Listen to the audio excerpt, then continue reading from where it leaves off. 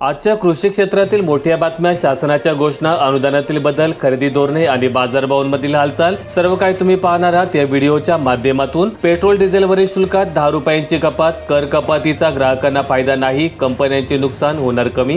केंद्र सरकारने पेट्रोल आणि डिझेलवरील विशेष अतिरिक्त उत्पादन शुल्कात अनुक्रमे 3 आणि 7 रुपयांची कपात केली आहे। मात्र त्यामुळे इंधनाच्या किमती कमी होणार नाहीत। वाढलेल्या कच्च्या तेलामुळे देशातील तेल शुद्धीकरण कंपन्यांचे होणारे नुकसान काही प्रमाणात भरून निघणार आहे। अतिवृष्टीग्रस्त शेतकऱ्यांना दिलासा, जनावरे मृत झाली असल्यास वाढीव दराने मदत। राज्य सरकारकडून विशेष मदत पॅकेज जाहीर, पात्रतेचे निकषही आता सुलभ। राज्य शासनाने राष्ट्रीय आपत्ती निवारण निधीच्या निकषांमध्ये शिथिलता आणून सर्व मृत किंवा बेपत्ता पशुधनासाठी तसंच गोठ्यांच्या नुकसानीसाठी सुधारित दराने मदत देण्याचा निर्णय घेतला आहे आणि या मदतीच्या वितरणासाठी सविस्तर कार्यपद्धती आणि मार्गदर्शक सूचना देखील जाहीर केल्या आहेत।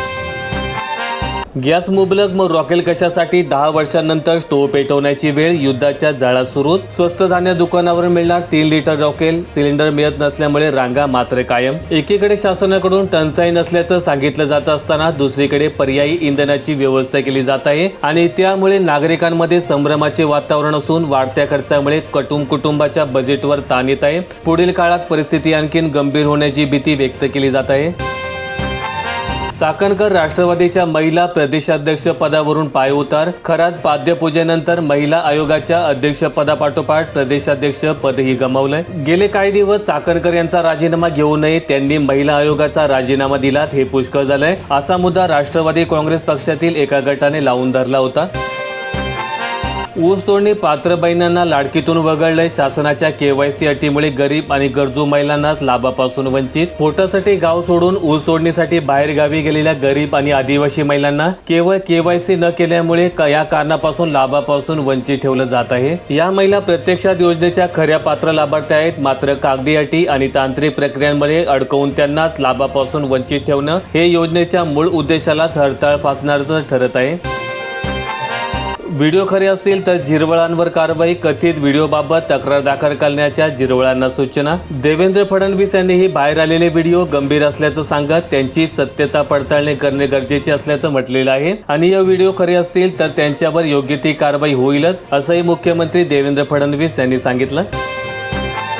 अजितदादांच्या मृत्यूची पारदर्शक चौकशी करा, सुप्रिया सुळे यांची लोकसभेत मागणी। सुप्रिया सुळे म्हणाल्या की या देशाच्या उपमुख्यमंत्र्यांच्या अपघाताच्या प्रकरणात FIR दाखल करताना इतक्या अडचणी येत असतील तर सामान्य माणसाला किती अडचणी येत असतील।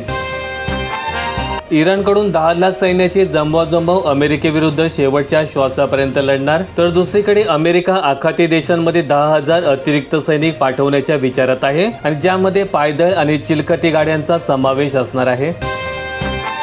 छत्रपती संभाजीनगर जिल्ह्यात 593 गावांमधून टँकरची मागणी, सिल्लोडमध्ये 92, गंगापूर 64 तर पैठणला 49 टँकर सुरू करण्याचे साकडे।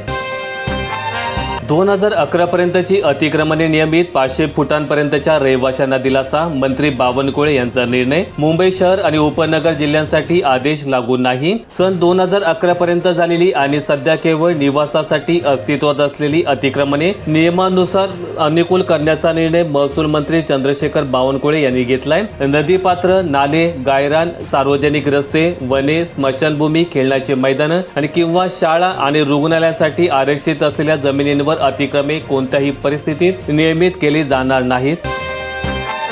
आता इंटरनेट ब्लॅकआउटची भीती, इराणच्या समुद्राखालील युद्धाचा इशारा, केबल्स तोडण्याची शक्यता। इराणने अलीकडेच इशारा दिला आहे की ते तांबड्या समुद्राखाली टाकलेल्या इंटरनेट केबल्स तोडू शकतात आणि जर असं झाल्यास भारतासह जगभरातील अनेक देशांमध्ये इंटरनेट बंद पडेल आणि यामुळे ऑनलाईन पेमेंट करणाऱ्या आणि ई-कॉमर्सवर वस्तू मागवणाऱ्या लोकांना समस्या निर्माण होऊ शकतात।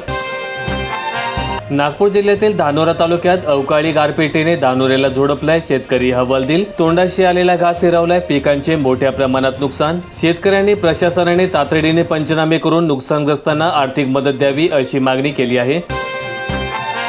जगवसने आणला 42,000 टन गॅस, होर्मुझ मार्गे गुजरातमध्ये दाखल झालाय। हा गॅस समुद्राच्या मध्यातून हस्तांतरित केला जाईल। गुजरातमधील कांडला बंदर हे भारतातील सर्वात मोठ्या ऊर्जा आयात बंदरापैकी एक आहे। येथून देशाच्या विविध भागांमध्ये LPG पाठवला जातोय आणि या मोठ्या खेपाच्या आगमनामुळे भारतातील LPGची उपलब्धता आणखी मजबूत होण्याची अपेक्षा आहे। यवतमाळ जिल्ह्यातील मारेगाव तालुक्यात पाणी टंचाईची झळ, विहिरी आणि बोरवेल करणार अधिग्रहित, 4 गावांना टँकरने पाणी पुरवठा. लॉकडाऊन लागणार नाही, केंद्र सरकारचे स्पष्टीकरण, सर्व अफवांचं खंडन. पंतप्रधान नरेंद्र मोदी यांनी संसदेत बोलताना कोरोना काळातील परिस्थितीचा संदर्भ दिला होता आणि ज्याचा चुकीचा अर्थ लावून सोशल मीडियावर लॉकडाऊनच्या अफवा पसरवल्या गेल्या. त्यात पश्चिम बंगालच्या मुख्यमंत्री ममता बॅनर्जी यांनी केंद्र सरकार लॉकडाऊन लावण्याची तयारी करत असल्याचं वक्तव्य करून आगीमध्ये तेल ओतण्याचं काम केलं. अयोध्येमध्ये रामलल्लांवर सूर्यतिलक सोहळा, कपाळावर 9 मिनिटे तेजस्वी सूर्यकिरणांचा अभिषेक, 56 प्रकारचे नैवेद्य अर्पण करण्यात आले. 10 लाख भाविकांची उपस्थिती होती. विज्ञान आणि श्रद्धेचा अद्भुत संगम. बोंधुगिरीचा वाढता विळखा, पुण्यात सुशिक्षितही अंधश्रद्धेच्या जाळ्यात, महिलांची फसवणूक आणि शोषणाची प्रकरणे वाढली. कोरोनानंतर बुवाबाजी लऊत, अशोक खरात प्रकरणानंतर मुद्दा ऐरणीवर, 4 वर्षात 26 तक्रारी, 24 गुन्हे दाखल. वैनगंगा नळगंगा प्रकल्पाला जल आयोग मान्यतेचा मार्ग मोकळा, विदर्भातील 8 जिल्ह्यांचे चित्र बदलणार, प्रकल्प निर्धारित काळात पूर्ण करण्याचे लक्ष्य.